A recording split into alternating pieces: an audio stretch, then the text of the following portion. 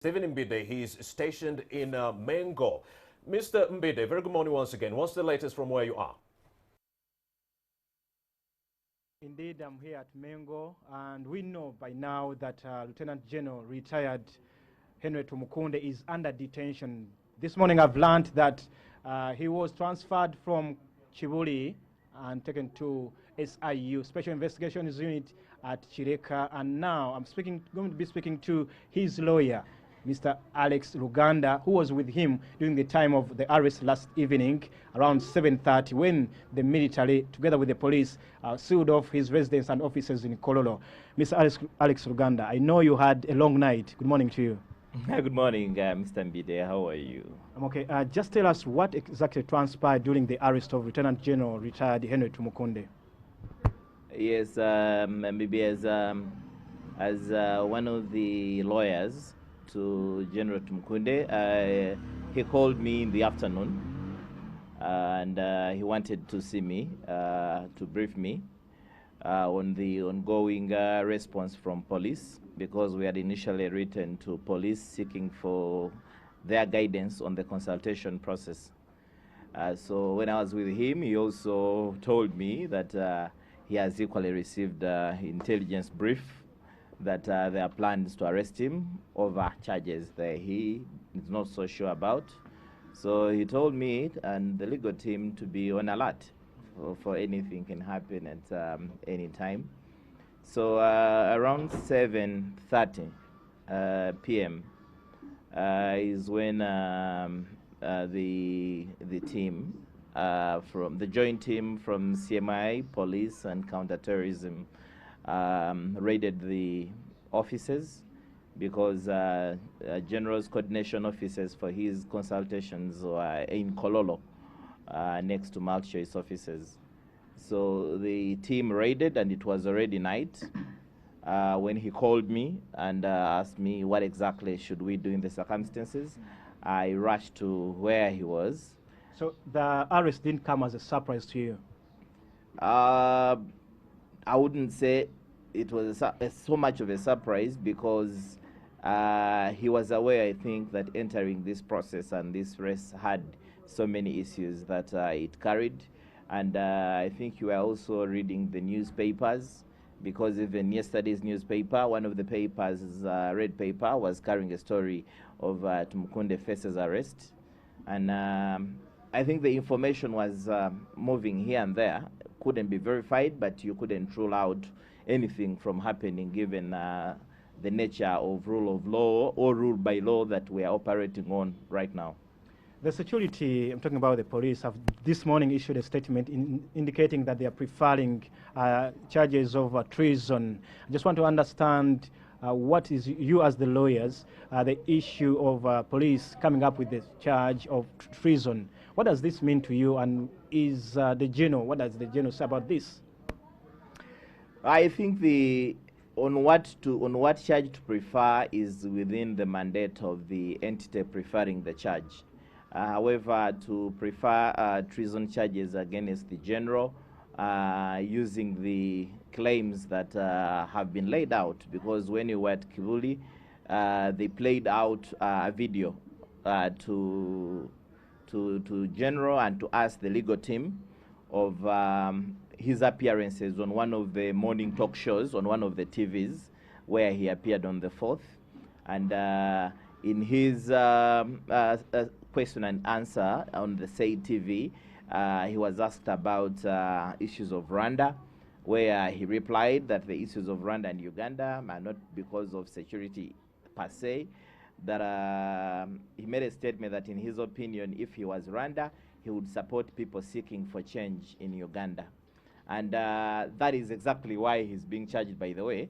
I've seen the police statement, which is very flowery, and it has so many other issues intonated in there. But our client was charged on the basis of a charge and caution statement, not the press release from police. And in that charge and caution statement, he's being accused of having uttered words that if he was Rwanda, he would support all people seeking for change in Uganda. And according to the security agencies and police, that they understood that to mean that he wants to wage war on Uganda. And I think that is exactly the basis of the charge. During that period, the process of recording a statement, what did the general say with the charge and caution statement and the preferred charge of treason? But what did he say at Chibuli after they preferred the charges? No, he was very categorical that what they are telling him that they understood the statement to mean is not what he said. What he said is very clear. Anybody who watched the show heard and knows what exactly he said. And he also said that he comes in for a peaceful transition of leadership. And he denied being responsible for anything. However, he said he knows the circumstances under which he's operating.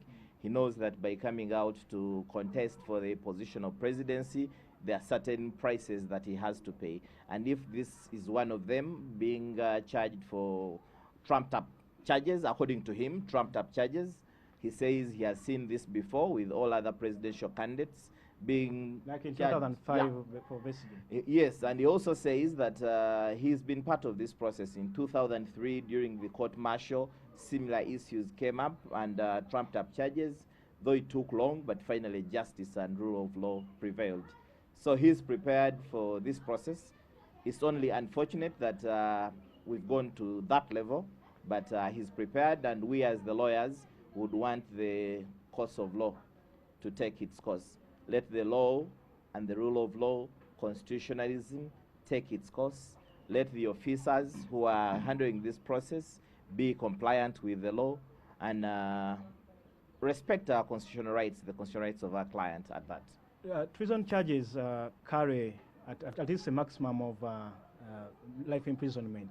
And having a prison charge doesn't mean that it's going to be easy for him to get out either on bail or to go for a court process. Most likely for him being taken to the military court-martial. But you as the lawyers and for the family, what does this mean for you in your operations and also for the family? You're saying that he's saying that these are politically motivated charges, but what does this mean for you who are in this process? And I also know that during last evening's arrest, some of his members were locked up in Kololo. Yeah, maybe also to emphasize that retired Lieutenant General Tumukunde is a civilian and is not a serving army officer. So we as the lawyers expect but that... I've seen civilians being charged in military court. You understand, but then we do expect that the court processes shall be respected and he will be subjected to the courts of law because he's being charged under the Penal Code Act and the jurisdictions that are responsible for the said offenses are also known under the law. However, in respect to whether it will be easy or difficult, as lawyers, we are prepared for this and we know what it means. And our client is equally mentally and physically prepared for this. Though it's unfortunate that is happening, but we are prepared as a legal team. We're quite a number of lawyers who are doing this. It's not me alone. We are over 40 lawyers who are coordinating this, and you'll be seeing a number of them in the due course.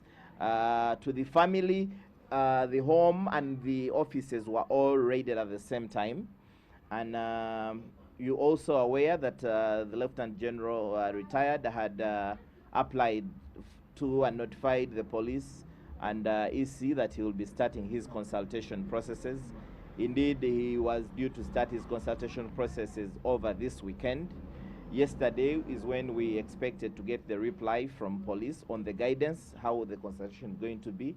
He had also summoned his team, his task force for the nationwide consultation, headed by Honorable Nyakecho Annette from Tororo. And unfortunately, when they came to raid the premises, they sealed off the premises and all the members of the task force, including his son, Philip, and others, were all locked in. They slept in the compound at the office premises in Kololo up to today morning, and they are still incarcerated there. Okay. If you're just tuning into NTV, just know that Stephen Mbide is having a conversation with the lawyer to Lieutenant General Henry Tumukunde, who is Alex Ruganda. Last evening, that is around 7:30, when he was arrested, you went to Chibuli, you recorded a statement. You, having taken with the police, having led with the security officers, taking him to SIU, what did they tell you? Are they going to arraign him in court anytime? You know, what did they tell you as you were departing and as they were taking him to SIU? Yeah, I also want to believe that the police is aware of the constitutional requirements of the 48-hour rule. We have also had pronouncements by court, judgments on record by courts of judicature as late as last year, advising police and directing police never to arrest people when they are not ready with the offenses with which they want to charge them. So we believe that by the time they arrested our client, they are aware of what they are charging him. So we expect that they will observe the 48-hour rule and take the file for sanctioning to the DPP. And we expect if the DPP sanctions the file, then we will be ready to have our clients arraigned in court. And we shall take it on from there accordingly. Lieutenant General says these are trumped-up charges. Do you believe that these could be the courts of law or the security agencies are being used in this process of at least, as some critics have said, that intimidating and trying to sabotage the operations and plans of the opposition leaders? I wouldn't personally want to say that they're being used, but I know every Ugandan knows what is going on in this country. And everybody can get an answer for themselves when they know that a person has come out to declare his interest in the top office, and he's moved to seek, notify police and EC that he's going to consult around the country. So arresting such a person right now has its own implications and message it sends out. So personally, I don't want to say they're being used, because in their wisdom, I think they think what they're doing is fine. Let's just give an opportunity to the courts of law to pronounce themselves on these processes. But as a lawyer and full aware of all the processes, I would like to say that we are moving into a very unfortunate path of the rule of law, of constitutionalism, of respect for divergent views, true democracy, multi-party democracy, and we need legal liberation. Okay, I just want to understand, is the Lieutenant General Henry Tumukunde having any connections, any alliances is dealing with, maybe in the external in other countries, maybe in the neighborhood or elsewhere, maybe in the diaspora? Is he having those connections, and maybe he's just trying to have a conversations with them, political, whichever they may be? Is he having those conversations, and what could they be discussing? I think that's not within my knowledge as a lawyer. Lieutenant General would be best placed to answer that. But as a lawyer, I have no briefing to that extent. So what is going to be your next step from today? Because we know now he's in Chileka, but for you as lawyers, what are you going to be doing today to ensure that maybe a court process takes place, and maybe he comes out of detention or whatever? What are you going to do? No, as lawyers, I think our task right now is to ensure that we work for the protection of our clients' fundamental human rights, that our client is given a due process of the law, that is given justice, and we're only praying that all parties involved follow the law. Because as lawyers, I've received reports of intimidation to some of the members of the legal team, including myself. I've received several intimidation from certain corners, and I feel we are lawyers. And what are they saying? Those one who is intimidating you? No, we are lawyers, and we must be allowed to practice our trade. Because if you have any problem with somebody, you will not go and attack their doctors, and attack their barbers, and attack their shamba boys, and attack their auditors. Because as lawyers, we also do work just like all the other members of the public do the work. So we only pray that we be given the right to practice our profession, and our profession is based on the tenets of constitutionalism and rule of law. The guards for Lieutenant General Henry Tumukunde were summoned. I just want to understand how many were they, and what have you been able to establish, what they were able to tell the security officers? That is not within my knowledge because the guards were serving officers, and whatever happens to them is within their jurisdiction as the army and the serving officers. So my brief and instruction as lawyer to General Tumukunde and my colleagues does not include the issues of the guards because they are serving officers and they are being handled within their internal systems. Okay. Now that he's under detention, what is this going to mean for his political ambitions? Because we don't know when he'll be out. I just want to understand. Now, is his resolve? Yes, he says he's not broken for now. But what is it going to mean for his campaign team and the rest of the political ambitions? Yes, I think some of even the last instructions he gave is that this will not break him, and he's telling his teams on the ground, his supporters, all forces for change, seeking for democratic change in this country, to stay resolute, not to tire. And he says these acts are intended to intimidate him, his supporters, and any other persons that may want to see peaceful change of power. So he says he's very committed. We have precedents here of nomination of presidential candidates, even if they are in incarceration. So he's resolved to continue with his mission up to the end. Okay, maybe finally, some of the political opponents to the regime were expressing some optimism. We are not so sure of his intentions to really contest and challenge President Museveni. I just want to understand from you, because you have conversations with him, is he having any dealings so far with the rest of the opposition members? I think I wouldn't want to speak that because it's not necessarily within my mandate as his lawyer for this purpose. But I've heard him speak on a number of media platforms that is engaging with all peaceful change-seeking forces. And his actions of moving to the Electoral Commission, of notifying police that he wants to go and consult, are only actions that indicate that he's very much interested in a peaceful process for change of power in this country and to contest for the presidency. And at least as a lawyer, I'm sure that he is interested in the presidency of this country through all lawful means as provided under the law. Okay, thank you so much, Stephen Mbide. I've been speaking to Mr. Alex Ruganda. He's the lawyer to retired Lieutenant General Henry Tumukunde, who is now under detention. According to him, he's now at the Special Investigations Unit at Chileka. And we shall be keeping you informed of whatever happens here with the arrest and detention of Lieutenant General Henry Tumukunde. Keep it here on Morning at NTV, and of course in our subsequent news at NTV at 1, NTV Kusawemo, and NTV Weekend Edition. Stephen Mbide taking you back to studio.